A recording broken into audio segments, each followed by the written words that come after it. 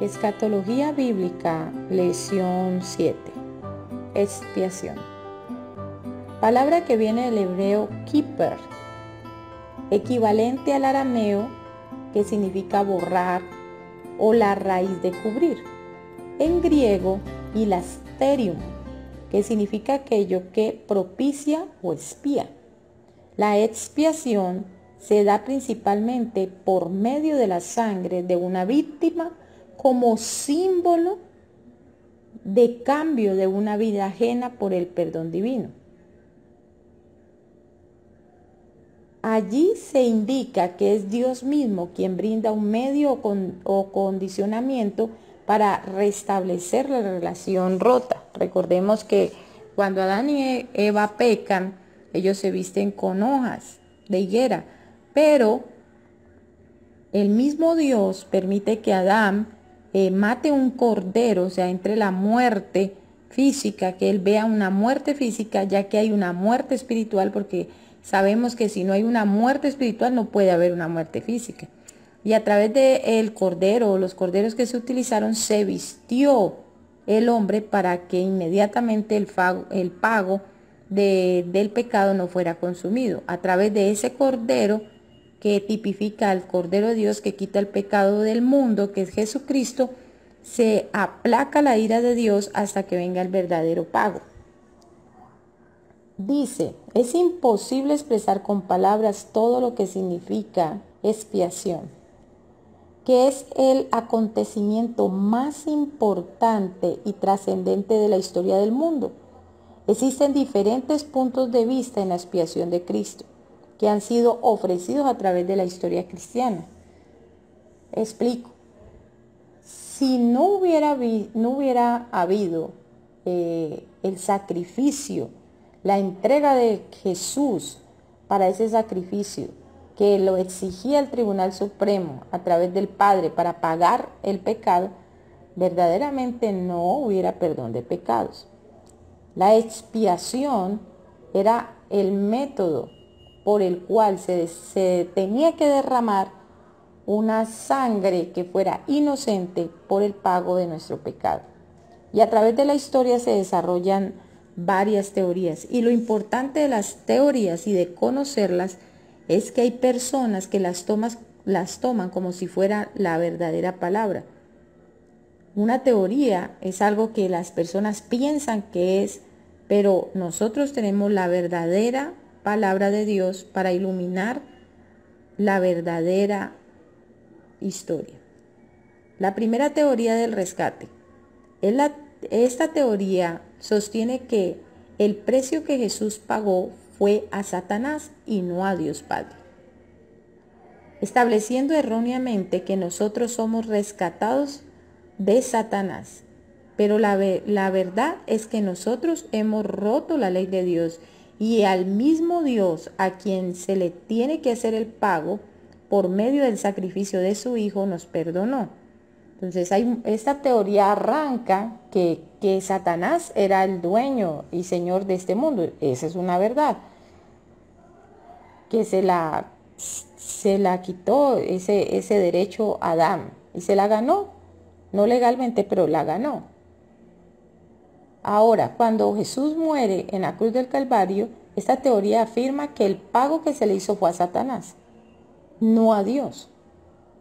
Y de verdad que sí es muy errónea, porque no habría consistencia en que se le hiciera el pago a Satanás y a través de ese pago él terminara condenado. El pago que se hizo fue al Dios, porque Dios no es una creación, la creación no merece pago. El que merece pago es directamente el Creador. Carta a los Efesios 5:2 dice lo siguiente, la palabra de Dios. Y andad en el amor como también Cristo nos amó y se entregó a sí mismo por nosotros, ofrenda y sacrificio a Dios en olor fragante. Segundo punto, el punto de vista de la influencia moral. Esta teoría dice que Dios no necesitó un pago por quebrantar su ley y que la muerte de Cristo fue un ejemplo de cuánto nos amaba Dios. Este punto de vista falla en que no tiene en cuenta los muchos versículos que hablan acerca de Jesús muriendo por nuestros pecados. Y también falla en algo muy importante, que nuestro Dios es un Dios de principios y Él no viola ningún principio. Si Él dijo que la paga del pecado era la muerte, entonces no va a echar para atrás ese principio. La carta a los Gálatas 1:4 dice, el cual se dio a sí mismo por nuestros pecados para librarnos del presente siglo malo, conforme a la voluntad de nuestro Dios y Padre. Primera carta a los Corintios también expresa, porque primeramente os he enseñado lo que asimismo recibí, que Cristo murió por nuestros pecados conforme a las Escrituras. Primera carta del apóstol Pedro 3:18 dice, porque también Cristo murió una sola vez por los pecados, el justo por los injustos, para llevarnos a Dios, siendo a la verdad muerto en la carne, pero vivificado en espíritu. La tercera teoría de la expiación es la teoría gubernamental.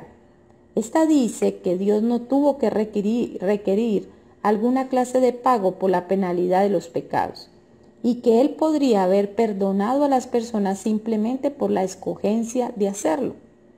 Si esto es así, ¿por qué entonces y después de todo Cristo necesitó morir? ¿Significaría esto entonces que Cristo no realizó ningún pago y no murió por nuestros pecados? La teoría del ejemplo, cuarta teoría.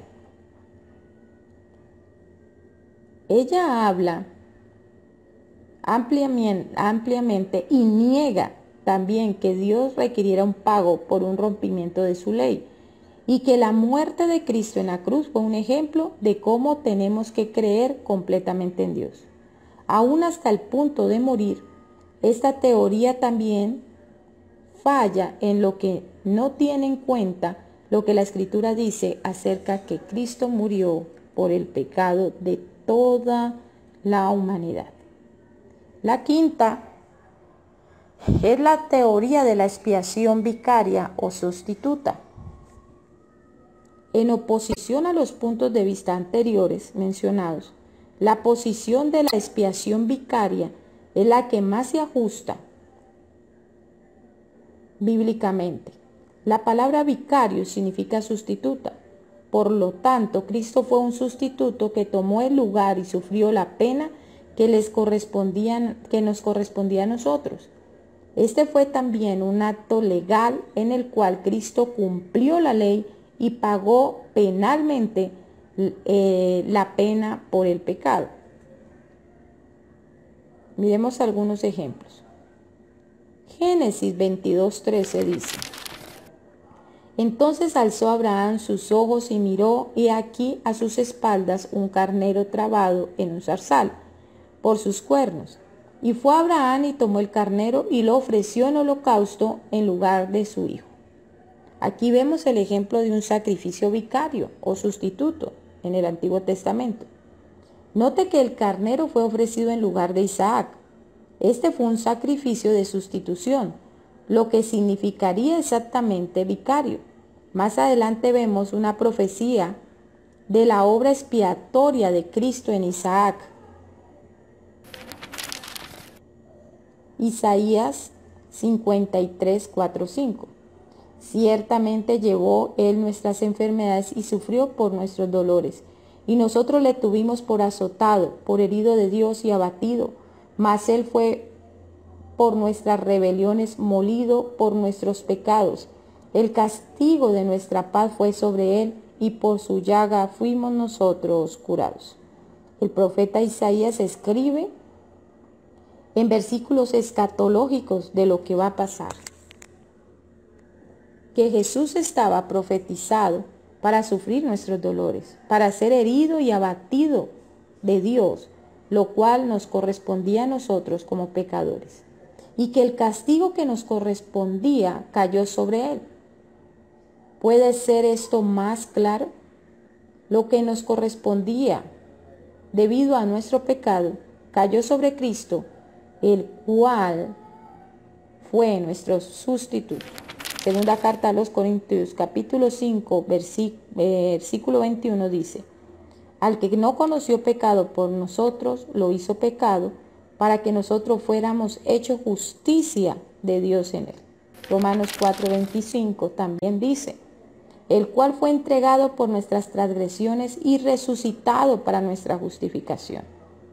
Jesús claramente hace una sustitución, el cual fue hecho pecado para nuestro beneficio. Así fue ofrecido el carnero y sustituyó a Isaac. Cristo fue ofrecido en sustitución por nosotros.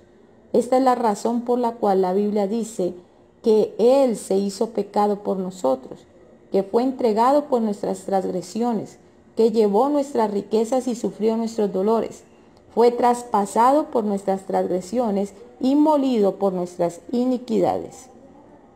Jesús hizo lo que nosotros no podíamos. Él tomó nuestro lugar y llevó nuestro pecado en su cuerpo en la cruz y se hizo propicio por nuestros pecados. Primera carta del apóstol Pedro 2:24, quien llevó él mismo nuestros pecados en su cuerpo sobre el madero, para que nosotros, estando muertos a los pecados, vivamos a la justicia, y por la cuya herida fuiste sanados. Carta a los Romanos capítulo 3, versículo 25 dice: a quien Dios puso como propiciación por medio de la fe en su sangre, para manifestar su justicia a causa de haber pasado por alto en su paciencia los pecados pasados. Primera carta de Juan, capítulo 4, versículo 10. En esto conocéis el amor, que no en que nosotros hayamos amado a Dios, sino que en que Él nos amó a nosotros y envió a su Hijo en propiciación por nuestros pecados. Aquí está lo de la expiación, mi hermano. Necesitábamos un cordero que fuera limpio, sin mancha, santo, inocente, que pudiera sacrificarse en lugar de nosotros, derramar hasta la última gota de su sangre por el perdón de nuestros pecados. Bendiciones.